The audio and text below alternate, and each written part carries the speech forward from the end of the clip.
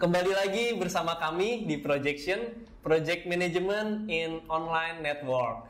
Kita hari ini bersama tamu yaitu Mas Bayu. Selamat pagi Mas Bayu. Selamat pagi Adit, selamat pagi Avenue sekalian. Baik, perkenalkan Mas Bayu ini merupakan salah satu founder dari Avenue Indonesia dan beliau sudah lama di dunia Project Management di Indonesia. Hari ini kita akan membahas terkait PMP. Mungkin Avenuers pernah lihat di LinkedIn banyak teman-temannya sudah ada gelar PMP dan penasaran apa itu PMP dan gimana sih cara dapetinnya. Hari ini kita akan ngobrol ngupas tuntas tentang PMP dengan Mas Bayu. Jadi Mas Bayu, PMP itu apa sih dan bagaimana sih cara dapat PMP itu? Jadi PMP itu adalah kepanjangan dari Project Management Profesional. Apa itu Project Management Profesional? Itu adalah gelar sertifikasi yang kita dapatkan setelah kita mengikuti ujian Project Management Profesional dari Project Management Institute. Jadi Project Management Institute ini adalah kumpulan dari para praktisi di bidang Project Management seluruh dunia yang berkedudukan di Amerika Serikat dan sudah berdiri sejak tahun 1969. Dan mereka mengeluarkan beberapa sertifikasi dan juga buku-buku standar. Salah satu sertifikasi tersebut adalah Project Management Profesional. Dan saat ini, Adit, mungkin Avenuers sekalian juga sudah tahu, sudah lebih dari 1 juta orang di dunia yang mempunyai gelar sertifikasi Project Management Profesional atau PMP itu sendiri. Wah, berarti PMP ini sudah diakui secara global dan memang sudah lama juga ya, dari 1969 ya Mas Bayu? Betul. Jadi PMP itu sendiri yang mendapatkan gelar PMP sudah sangat banyak dan industrinya sangat beragam. Jadi mungkin teman-teman banyak yang dari dunia konstruksi, dari dunia IT, telecommunication, ada juga bahkan aeronautics, kemudian ada hospital dan lain sebagainya. Jadi dunia project management itu sangat beragam sekali dan mungkin di luar sana justru lebih banyak industri-industri yang kita sendiri di Indonesia masih belum familiar dengan project management, tapi di sana mereka sudah sangat familiar dengan project management. Berarti memang PMP ini sudah banyak sekali diterapkan di berbagai bidang ya, mulai dari konstruksi, IT dan sebagainya. Dan kalau PMP ini sendiri itu bagaimana sih cara mendapatkannya Mas Bayu? Jadi PMP itu ada beberapa persyaratan yang diperlukan untuk bisa mengikuti ujian PMP. Yang pertama ada 2 kategori siapa yang bisa mengikuti ujian PMP. Yang pertama adalah yang sudah lulus dari sarjana atau kuliah 4 tahun. Itu masuk kategori pertama. Persyaratan lain dalam kategori pertama ini adalah sudah pernah berkecimpung di dunia project management selama minimal 36 bulan, paling tidak sebagai project leaders. Kemudian yang kedua, sudah mendapatkan 35 jam pendidikan tentang project management. Kemudian dalam kategori kedua, kita untuk teman-teman yang mungkin belum menyelesaikan sarjana atau kuliah 4 tahun di bawah itu, baik diploma maupun SMA atau high school, itu sebenarnya bisa juga mengikuti ujian Project Management Profesional ini, tapi membutuhkan pengalaman minimal 60 bulan berkecimpung di dunia Project Management dan juga 35 jam pendidikan Project Management. Berarti syaratnya tadi dibagi 2 ya, ada yang sudah sarjana dengan pengalaman 3 tahun dan juga kalaupun belum sarjana masih tetap bisa dengan pengalaman 5 tahun ya Mas Bayu ya? Betul sekali. Kemudian setelah memenuhi persyaratan tersebut, bagaimana sih cara apply-nya Mas Bayu? Oke. Jadi untuk apply Project Management Profesional ini saat ini sangat mudah sekali. Jadi rekan-rekan Avenuers sekalian bisa langsung membuka websitenya PMI di www.pmi.org. Di sana nanti teman-teman akan diminta untuk mengisi keterangan-keterangan yang diperlukan, termasuk juga memasukkan persyaratan-persyaratan tadi yang dibutuhkan. memasukkan lulus dari mana, lulusnya kapan, gitu ya. Kemudian pengalaman di project manajemennya tersebut, apakah sudah memenuhi 36 bulan atau tidak, dan juga secara pendidikan project manajemennya, kapan diambilnya, kapan belajarnya, dan dari institusi mana belajarnya, itu bisa dimasukkan ke dalam formulir yang ada di webnya Project Management Institute. Jadi setelah rekan-rekan sekalian menginput data-data yang diperlukan, kemudian bisa dilanjutkan dengan mensubmit formulir tersebut ke PMI. Nah, setelah submit formulir tersebut, nanti rekan-rekan sekalian akan mendapatkan status review dari PMI. Apabila beruntung, nanti akan menjadi salah satu terkena audit. Nah, proses audit ini sendiri mungkin nanti kita bicarakan lebih lanjut, tapi saat ini sangat mudah sekali, dan saat ini PMI sudah sangat membantu untuk rekan-rekan bisa mengikuti ujian sertifikasi PMP tersebut. Nah, setelah disubmit kemudian mendapatkan status review, biasanya akan menunggu sekitar 5 hari kerja atau 1 minggu untuk PMI melakukan review. Setelah itu nanti rekan-rekan akan mendapatkan jawaban apakah sudah eligible atau tidak untuk mengikuti ujian sertifikasi PMP tersebut. Nah, biayanya kira-kira berapa ya Mas Bayu? Jadi untuk biayanya sendiri, biayanya dibagi menjadi 2. Jadi ada biaya ujian untuk yang sudah menjadi membernya PMI, dan ada biaya untuk yang non-member PMI. Nah, untuk biaya yang member PMI, biaya ujian sebagai member PMI itu adalah sebesar $405. $405. Kemudian untuk biaya ujian yang tidak sebagai member PMI itu adalah sebesar $555. 550. Nah, berapa sih biaya untuk menjadi member PMI itu sendiri? Nah, member PMI itu sendiri annual fee-nya adalah sebesar $129. Kemudian ketika rekan-rekan pertama kali join menjadi member PMI, itu ada tambahan application fee sebesar $10, dan juga rekan-rekan bisa menjadi member dari chapter yang kita di Indonesia ada Indonesia chapter, itu ada biaya lagi sebesar $20. Kemudian tadi kan sempat disinggung eligibility ya. Kira-kira berapa lama sih berlaku eligibility-nya? Misalkan saya nggak mau langsung ujian gitu Mas Bayu, dan jika eligibility-nya habis itu bisa nggak ya? Jadi eligibility itu akan berlaku 1 tahun. Jadi setelah teman-teman mendapatkan email atau notifikasi dari PMI bahwa rekan-rekan sudah memenuhi persyaratan tersebut untuk mengikuti ujian, mendapatkan eligibility, dan eligibility itu berlaku selama 1 tahun. Nah, di dalam 1 tahun tersebut, teman-teman bisa melakukan ujian untuk maksimal 3 kali kesempatan. Kemudian yang audit proses tadi sempat disinggung ada audit ya. Itu apakah berapa lama sih prosesnya Mas Bayu, dan apakah semuanya akan diaudit gitu? Jadi sistem audit di PMI itu bersifat random. Jadi tidak semua akan terkena audit gitu ya.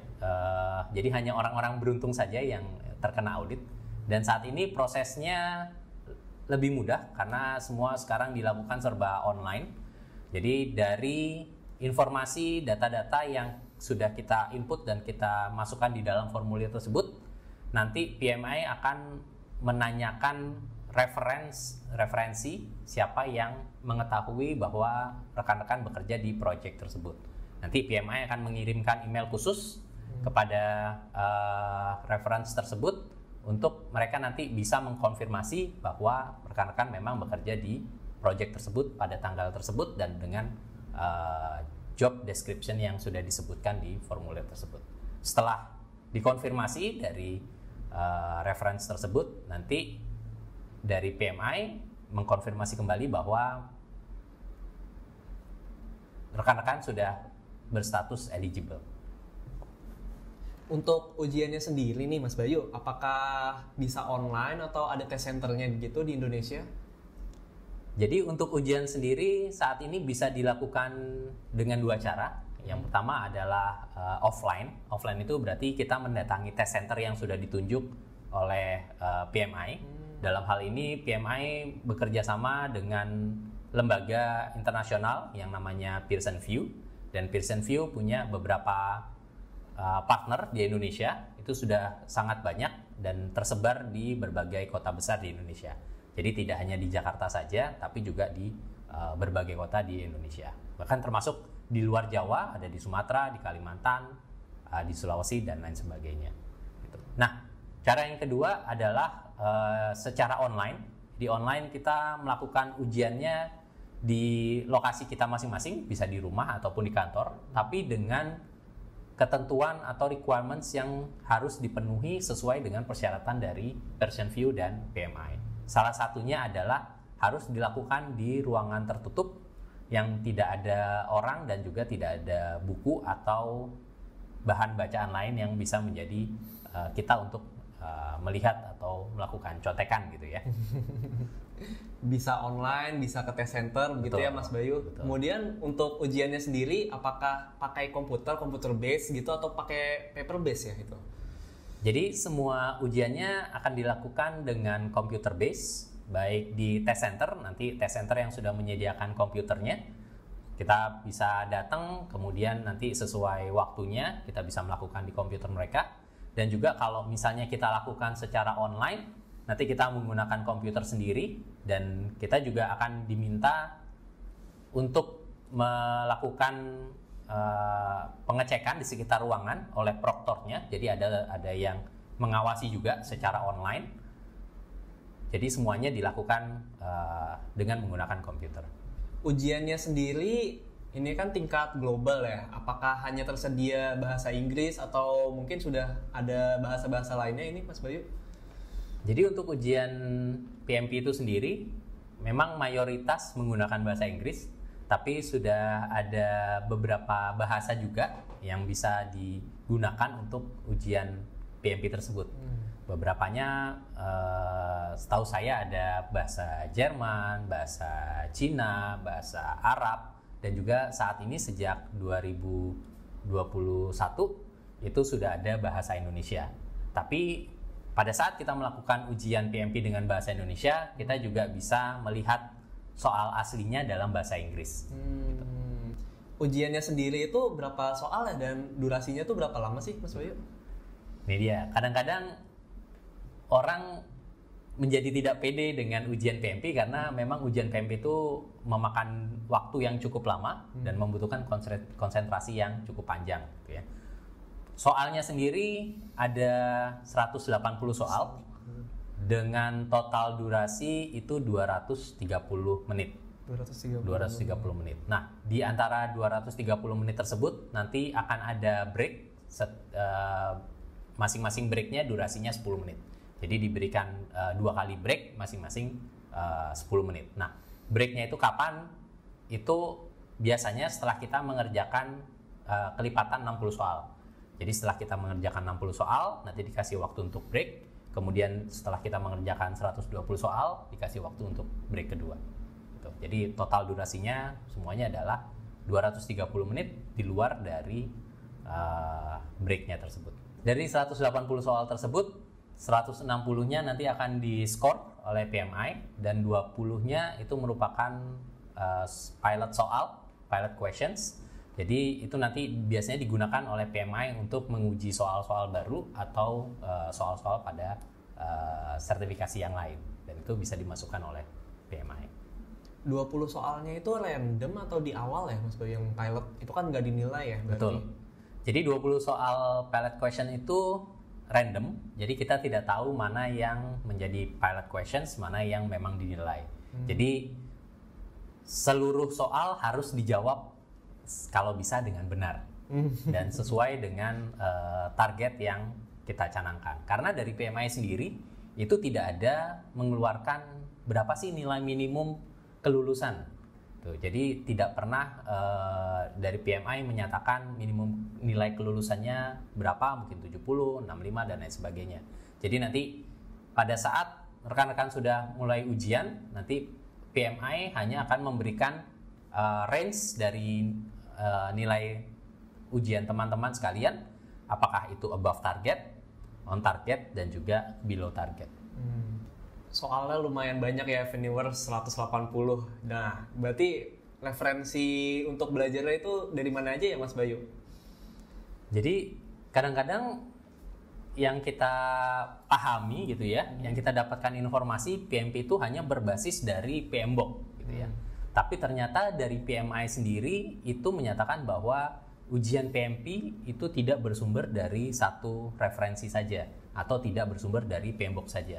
PMBOK hanya merupakan salah satu referensi yang digunakan oleh PMI untuk menyusun ujian sertifikasi PMP tersebut.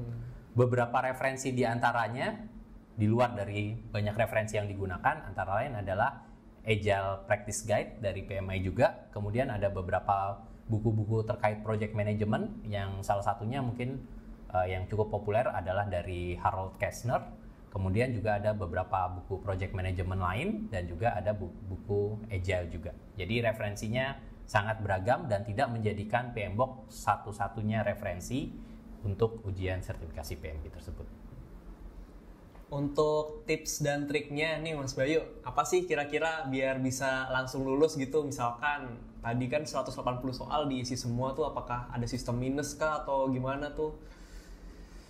Jadi memang tidak ada sistem minus atau pengurangan poin dari ujian sertifikasi ini, dan trik atau tips yang pertama adalah memastikan bahwa semua soal harus diisi. Ya, kalaupun kita tidak tahu, kita bisa menebak. Paling tidak itu terisi dan siapa tahu kita mendapatkan poin. Yang kedua, kita harus punya konsentrasi yang cukup baik untuk bisa melewati 230 menit tersebut di depan komputer kita. Itu juga harus dilatih karena seringkali orang juga tidak siap untuk di depan komputer selama itu gitu ya. Tips yang ketiga adalah kita harus aware bahwa ujian sertifikasi ini dibuat oleh PMI. Jadi sudut pandang kita harus mengacu pada sudut pandang dari PMI atau kadang-kadang yang disebut sebagai PMIism. Ya, jadi kalau kita punya pengalaman di project di lapangan, kita boleh menggunakan pengalaman tersebut sebagai referensi, tapi kita juga harus menyesuaikan dengan sudut pandang dan referensi-referensi yang diberikan oleh PMI. Jadi kita juga tidak bisa membatasi diri kita sendiri bahwa apa yang kita lakukan selama ini yang paling benar, di luar itu salah. Enggak, kita harus sadar bahwa ini ujiannya adalah berbasis PMI tersebut. Kemudian nih, semua kan pasti berharap ujian langsung lulus ya Mas Bayu. Tapi misalkan ada yang ujian pertama itu gagal, apakah harus mengulang lagi semua prosesnya atau bagaimana ya Mas Bayu? Jadi seperti yang sudah disebutkan tadi, rekan-rekan setelah submit itu mendapatkan eligibility, dan eligibility itu berlaku selama 1 tahun. Di dalam 1 tahun masa eligibility tersebut, teman-teman bisa menggunakannya untuk maksimum 3 kali kesempatan ujian. Jadi kalau misalnya pada saat ujian pertama belum berhasil, itu teman-teman bisa mengulang untuk melakukan ujian kedua, namun dengan ada biaya tambahan untuk pelaksanaan ujian kedua. Begitu juga kalau misalnya ujian kedua belum berhasil juga, teman-teman bisa mengajukan pelaksanaan untuk ujian ketiga gitu.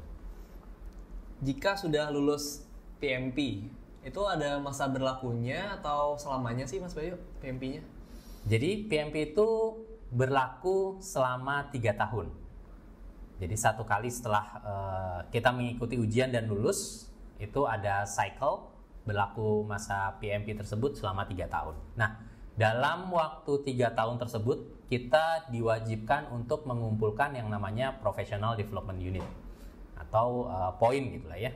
Kita harus mengumpulkan sebanyak 60 PDU atau 60 poin selama masa 3 tahun tersebut.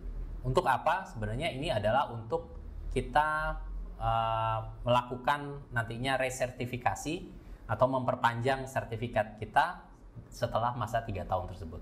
Jadi minimal kita harus mengumpulkan 60 PDU. Nanti untuk bisa memperpanjang sertifikatnya. Tapi kalau misalnya 60 PDU-nya itu tidak terkumpul dalam waktu 3 tahun, masih diberikan batas toleransi 1 tahun untuk mengumpulkan atau menyelesaikan 60 PDU tersebut, tapi dalam batas 1 tahun tersebut teman-teman tidak diperbolehkan untuk menggunakan title PMP-nya. Nah, setelah komplit 60 PDU-nya, baru nanti teman-teman bisa mengajukan untuk memperpanjang sertifikasinya tersebut. Tapi kalau misalnya tidak komplit 60 dan batas 1 tahun toleransi tersebut lewat, maka kalau ingin mendapatkan sertifikasi PMP lagi harus melakukan ujian kembali. Jadi Eveniewers mungkin sudah lengkap ya penjelasan dari Mas Bayu tentang PMP, mulai apa itu PMP, referensinya, kemudian cara daftarnya, cara ujiannya, jumlah soalnya, itu luar biasa yang harus disiapkan juga ya Mas Bayu. Betul. Dan juga termasuk untuk mempertahankan gelar PMP itu sendiri karena harus mengumpulkan PDU ya, Professional Development Unit. Mungkin nanti kita bisa ngobrol lagi nih karena masih banyak mungkin PDU itu bagaimana cara dapatnya dan step-stepnya bagaimana sih Mas Bayu gitu. Baik. Ya. Mungkin di next episode kita akan mengupas tuntas terkait PDU teman-teman Eveniewers. Terima kasih Eveniewers telah bersama kami di projection episode hari ini tentang PMP. Dan jika berminat untuk mengetahui lebih lanjut tentang PMP, bisa mengunjungi website Avenue di www.avenue.co.id. Terima kasih hari ini Mas Bayu tentang sharing sessionnya. Terima kasih telah menyaksikan dan sampai jumpa di podcast selanjutnya. Salam projection.